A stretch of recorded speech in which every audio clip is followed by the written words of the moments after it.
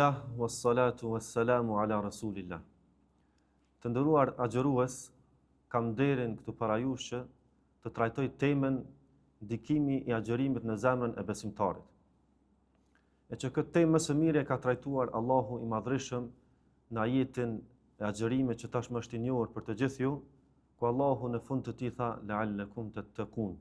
Ju është bërë juve agjërimi obligim në mënyrë që ju të bëheni të devotshëm. E devotshmëria është ndjenjë e zemrës, është rezultat i sinqeritetit të plot nga zemra, ajo që kërkohet pra rezultati kryesor i agjëruesit. I nderuari agjërues, a thu vallë si ndikon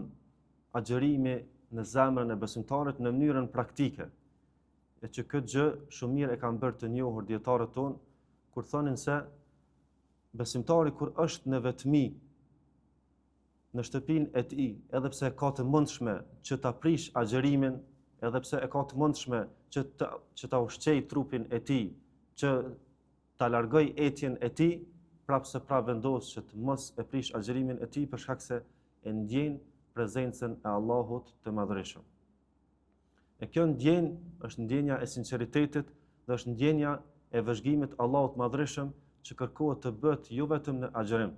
por kërkohet nga ai që ta përcjell edhe në veprat e tjera. Andaj, sikurse nuk e prish agjërimin kur ti je në vetmi me Allahun e Madhreshëm,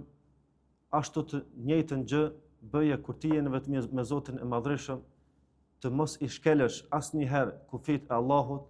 dhe të mos bësh mëkate kur e ke të mundshme që ti bësh ato në vetmi pa prezencën e krijesave tjera,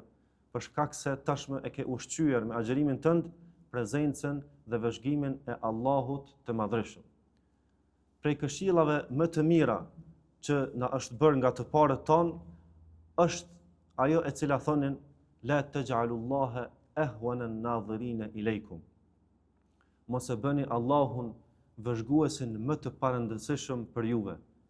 për shkak se Allahu i Madhreshëm është vëzhguesi më i rëndësishëm për besimtarin. Kur është filani e tjetri,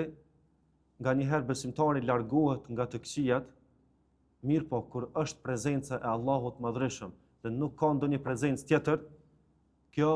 duhet ta bëj besimtarin që të jetë më i kujdesshëm për shkak se Allahu është vëzhguesi më i rëndësishëm dhe mos e bëni asnjëherë Allahun vëzhguesin tuaj më të parëndësishëm, e që kjo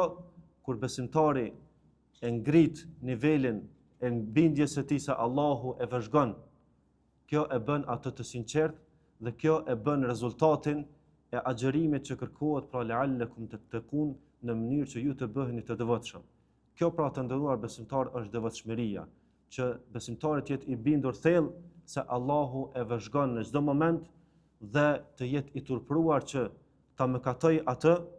dhe të shkel dispozitat e tij, edhe pse ndonjë prej krijesave nuk është prezent, mirë po mjafton prezenca e Allahut Madhreshëm për shkak se ai është vëzhguesi më i rëndësishëm për besimtarin.